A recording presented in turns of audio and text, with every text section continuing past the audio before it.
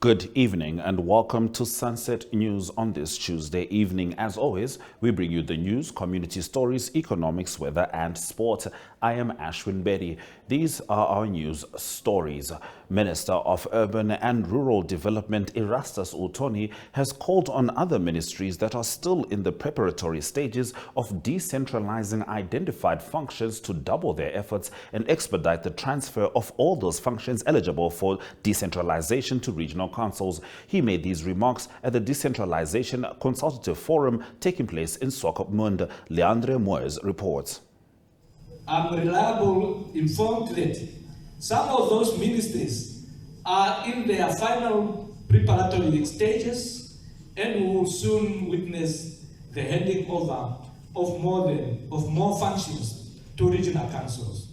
Among others, these are the Ministries of Health and Social Services, Youth, Sport and National Service, as well as some additional functions from the Ministry of Agriculture, Water and Land Reform. I once again urge you to steadfastly pursue and realize the decentralization agenda during this year, 2024, as the year of expectation for the common good of all citizens.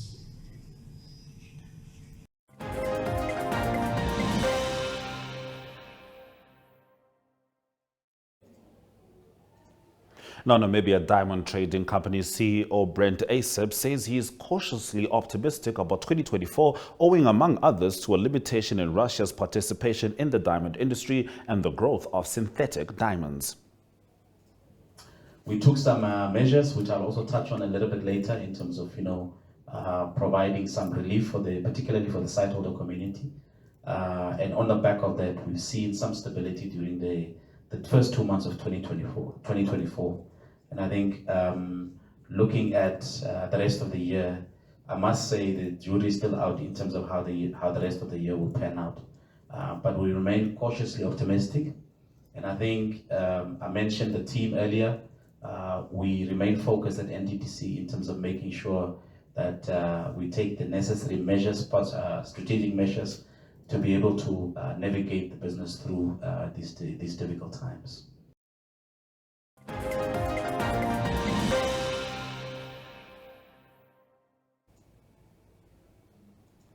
Now, Julia Mwetu Dana, Executive Director of Talent, Innovation and Productivity at the Namibia Investment and Procurement Development Board, earlier today welcomed medium and small and medium enterprises to the launch of Namibia's first ever fatty oils export guide to help business owners, especially in local cosmetics, to navigate the global market for their product sales.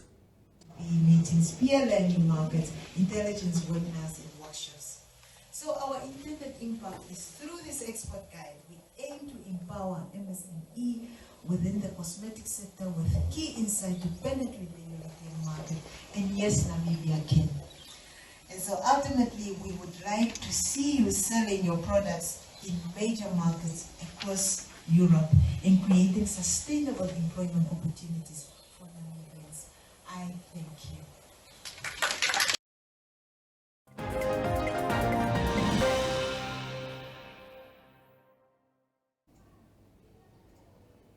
Moving on to our next story, the Environment Ministry is taking interventions to save hippos in the Zambezi River as water systems continue to dry up due to the prevailing drought. Spokesperson of the ministry, Romeo Muyunda, assured the public that there is no cause for concern. He said that in 2019, the ministry drilled a borehole and procured a generator pump to water into a pond.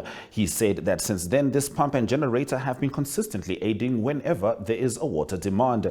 We have engaged the Wildlife Authority of Botswana to jointly intervene regarding the current situation earlier this year. Muyunda said that Botswana then committed to supplying an extra generator and fuel to pump water. He also said that currently there are 2 generators pumping water into the pond. Muyunda said that there has not been an inflow of water into the pond this year due to poor rainfall. We are committed to ensuring the survival of the hippos. We will continue to monitor the situation and devise appropriate measures as the situation detects. On Monday, the level of the Zambezi River at Katima Mulilo was measured at 1.39 meters. Now, Intercape Namibia and TransNamib have settled the matter regarding Intercape's alleged delayed rent and utility payments to TransNamib for using its facilities to operate. According to a court order, the case was finalized and removed from the roll on the 15th of April. In a joint case plan dated 24 January 2024, the parties reported that they have settled the dispute.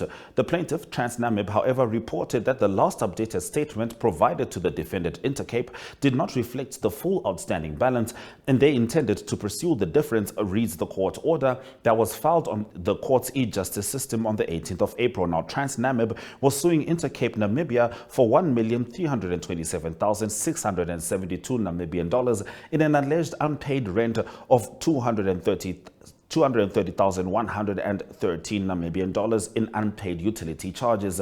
Parties appeared in court on the 29th of January, and the court directed TransNamib to proceed with the intended application to amend its particulars of claim to include the new alleged outstanding amount. The matter was postponed to the 18th of March. Now, on 17 March, the court issued an order directing TransNamib to deliver an affidavit explaining its non-compliance with the court order of 29 January, given that no notice of intention to amend was filed by TransNamib. An affidavit deposed to by the plaintiff's legal practitioner was filed with an explanation which is neither satisfactory nor acceptable, as no explanation is proffered for the period of 29 January 2024 when the order of the intended amendment was issued to 23 February 2024 when the notice of intention to amend was to be filed. Parties appeared in court on 15 April for a sanctioned hearing for non-compliance of the court order. On the same day, it was ordered that the matter be finalized and removed from the roll on the premise that the matter has become settled. All right, those have been our top stories on Sunset News. After the break, we're going to be getting the latest story of the day with regards to Namibia Media Holdings and the Chinese Embassy in Namibia's donation. Connection.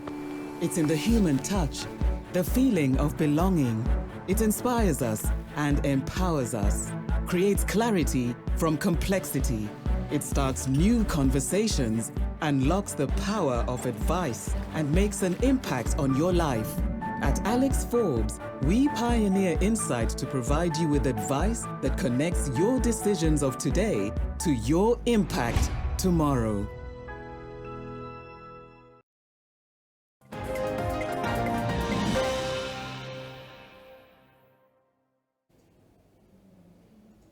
Namibia Media Holdings and the Chinese Embassy in Namibia donated 9 boxes of photocopying papers to 3 schools in the Kavango East region, namely Dr. Romanas Kampungu Secondary School, Ndama South Primary School, and Sikanduko Primary School. The schools received 3 boxes each.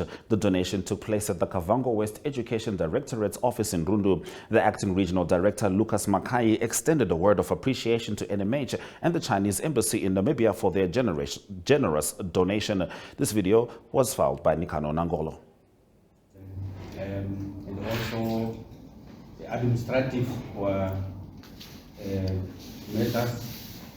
So it is very much important. I cannot really emphasize how much important these items are to our schools.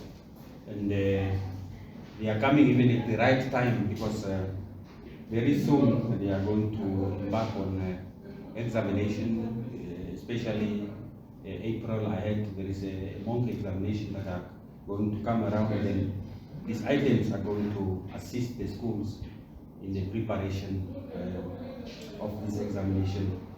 So maybe I will also invite maybe our colleagues that are here, especially those from the school, so that you can hear how important these items are, how critical these items are at their aid. I mean, when they hear about them. Yeah, I really, from my side, it's really very much important, because they cost a lot for the directorate in terms of procuring them and disseminating them to school.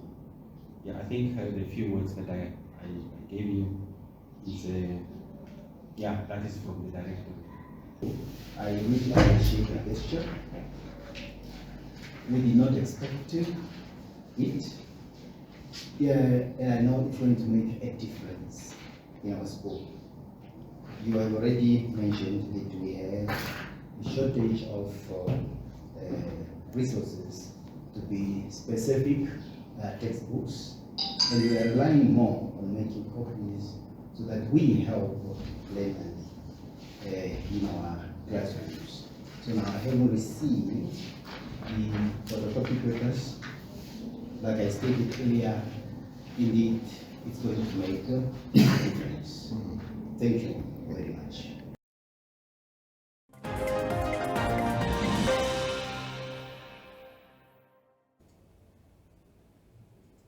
We're going to take a short break before we return with Community Talk, talking visual arts.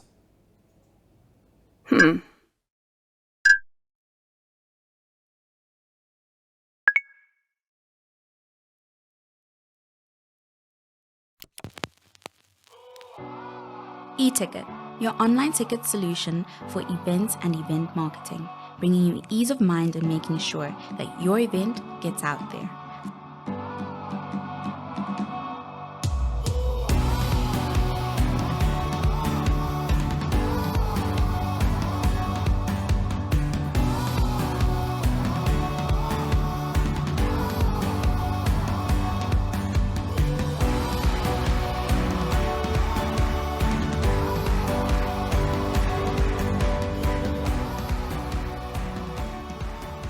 For more information, contact events@nmh.com.na.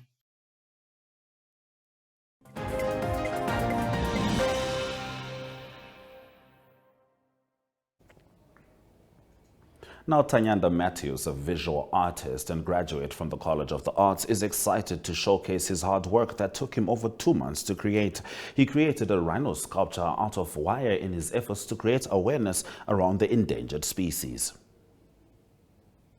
Hi, I'm Tanyanda Matthews, a visual artist and graduate from the College of the Arts. I majored in mixed media art, and I'm here at Country Club to present my sculpture at Tourism Expo 2024 that is taking place here. I'm here to present this sculpture of a rhino, which is made out of wires.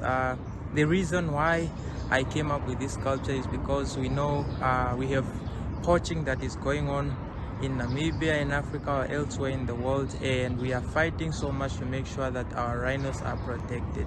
So me coming up with this idea of making a rhino, it's an awareness for us to maintain, for us to keep, for us to protect our rhinos. As we know that when you look at wires, first what comes in our mind, wires are there to protect. For example, if you just go around, you see there are places that are having the fences of wires, and that behind using wires in my sculpture is that we need to protect our rhinos. We need to protect and make sure that we keep them safe without poaching them. And I'm happy to be here as part of an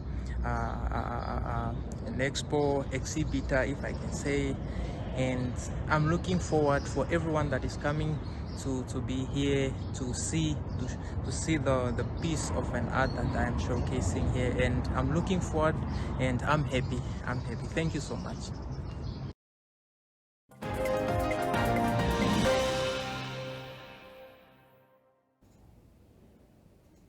We'll certainly be looking forward to seeing that artwork at the Tourism Expo taking place from the 24th to the 26th of this month. That means it starts tomorrow. Now, the Environmental Investment Fund of Namibia says it has mobilized 3.6 billion Namibian dollars. We'll get into economic news after the break.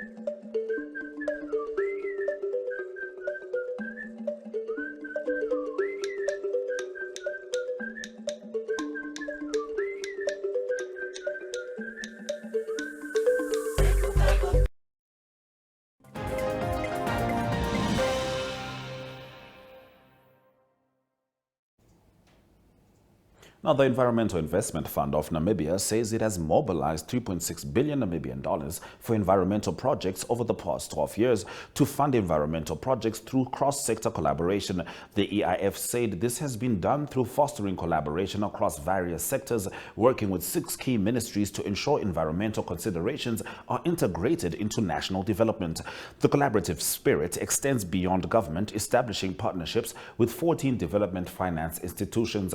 These partnerships have been instrumental in securing funding for Namibian communities. According to EIF CEO Benedict Libanda, over 200,000 people have benefited from environmental projects supported by the fund.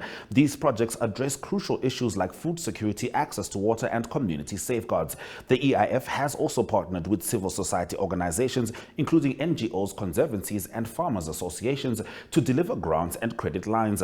We've accessed about 900 million Namibian dollars from the Green Climate Fund, UNDP, GIZ, and the African Legal Service support that have benefited more than 2 million Namibian dollars over the past 8 years. And this was towards financing safeguards of communities, food security, access to water, he said. He further explained that the fund has also collaborated with 3 commercial banks, namely Bank Windhoek, FNB, and Nedbank, through a program called the Sustainable Utilization of Natural Resources and Energy Program. The EIF deployed 870 million Namibian dollars for renewable energy projects. Now, this program financed the construction of solar plants generating a combined 5 megawatts of clean energy. Let's head on over to the economic indicators. The Namibian dollar trades at 19.10 next to the US dollar. 20.44 Namibian dollars means you can get €1. For a British pound, that's 23.73 Namibian dollars. And for 1 Chinese yuan, that's 2.64 Namibian dollars. Looking at commodities, all commodities are in the red, the biggest dip being taken by copper minus 1.19%.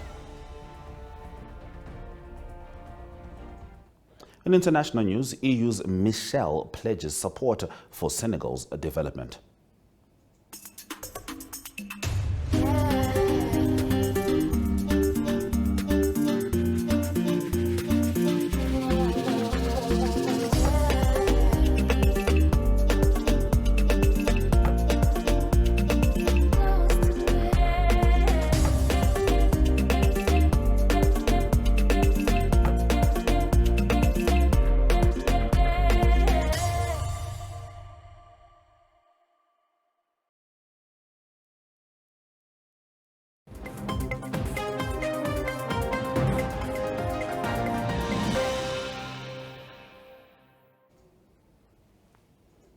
European Council President Charles Michel pledged to work closely with Senegal to address issues like migration and development during a visit to Dakar, marking the first visit by a foreign dignitary since the West African nation's new president Bassirou Diomaye Faye took office earlier this month.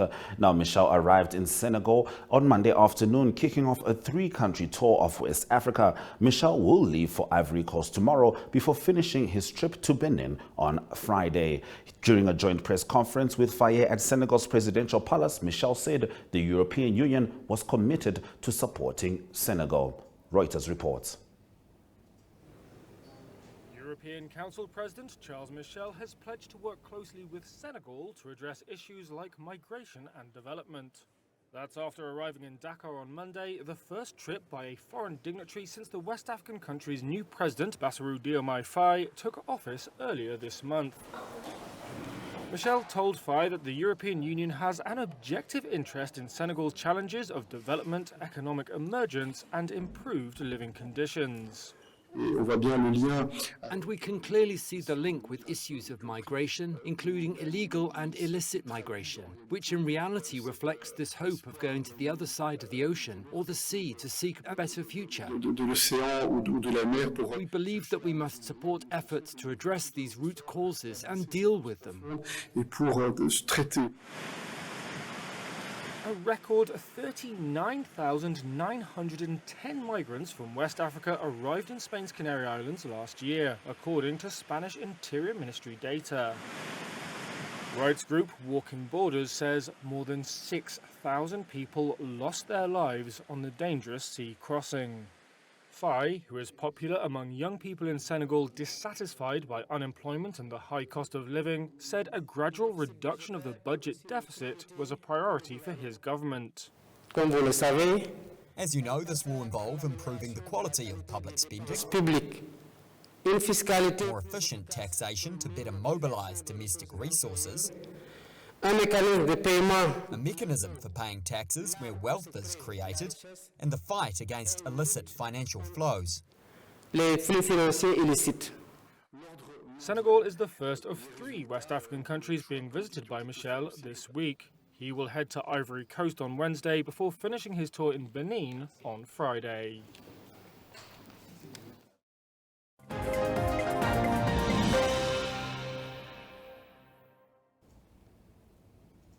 You're still with Sunset News. Let's head into the weather predictions. It looks sunny across the board, save for Enana, Oshakati and Ruakana, where partly cloudy conditions are expected.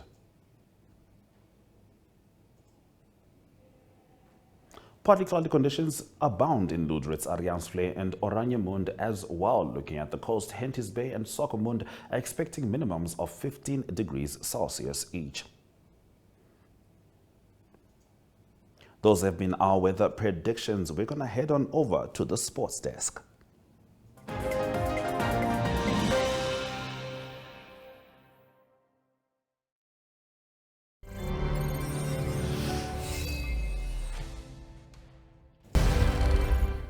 Good evening and welcome to the Sunset News Sports section. I'm Jesse Jackson Kauraitha. The champions' remaining match against Orlando Pirates have become all but a mathematically formality. African Stars captain Ronald Keshero remains adamant that his team will secure its second consecutive Debmarine Namibia Premiership Football League title this coming weekend, as the chasing pack will now be required to score too many goals while hoping that Stars lose by a big margin to turn things around. Reigning title holders Stars and Ongos FC played to a 0-0 stalemate on Sunday afternoon at the Independence Stadium in the second last match of the season. Chuarongo-based Life Fighters FC became the first confirmed team to be relegated from this season. It has been indeed a very, very competitive season coming towards the end. Elite riders from South Africa and Namibia were in a determined competition for world ranking points. Namibia's Alex Miller and South Africa's Lilian Barber won the elite men and women's cross-country races at the 2024 Nedbank Namibia UCI Class 1 races that were held at the IG Trails in Windhoek last Saturday. Winners in the UC categories Elite Under 23 and Juniors Under 18 were allowed valuable points on the world rankings, which helped them earn better starting positions at the bigger international races in Europe and elsewhere. The Namibian Rhythmic Gymnastics team of 7 and 2 coaches left yesterday to represent the country in the 18th Africa Championship slated for 25 and 26 April in Kigali, Rwanda. The Rhythmic Gymnastic team will participate in the senior and junior categories. That is all we had for you this evening. Good night. Good day everyone, time for international sports news, starting off with tennis news first, and the clay season continues. Lots of good tennis on clay leading up to Roland Garros in May, and it's the Madrid Open. It's the next one. It starts this week. It's a thousands tournament, meaning that all the top players play in the tournament, almost similar to a Grand Slam. So all the top players in action in Madrid. It's in the men's side of the draw. It will be number 1 seed Yannick Sinner of Italy. He's the number 1 seed, and it is Novak Djokovic that's not playing in the tournament. Number 2 seed will be Carlos Alcaraz, and then number 3 seed Daniel Medvedev. 2 former players that's also in the tournament is number 5 seed Casper Ruud, that won recently, and also Stefanos Tsitsipas of Greece. Also big news from the tournament is that Rafael Nadal, the experienced major winner, he will be able to play in the tournament. He was injured, but he's back from injury. He will play in the first round against Darwin Blanche from the USA. On the women's side of the draw, it is the Stuttgart Open winner of the past weekend, Elena Rybakina, that will be the 4th seed in the tournament, and the number 1, 2 and 3 will be according to world rankings. And number 1 seed in the tournament will be Iga Swiatek, and number 2 seed Aryna Sabalenka, and then number 3 seed from the USA is Coco Gauff. Moving on to soccer news, and soccer news from the Italian Serie A, and it's good news for Inter Milan. Inter Milan, they sealed their 20th Italian title, that's the Serie A title, when they beat the arch rivals AC Milan in a derby by 2-1.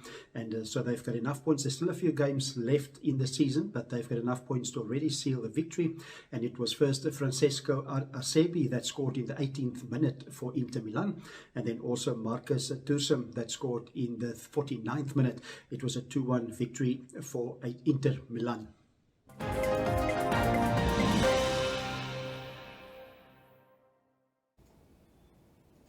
DSTV 2 at 5, GoTV 25, 1up2.com is precisely where you can find us. From me, Ashwin Berry, and the Sunset News team, we'll see you at the Expo tomorrow. Don't end your day without us.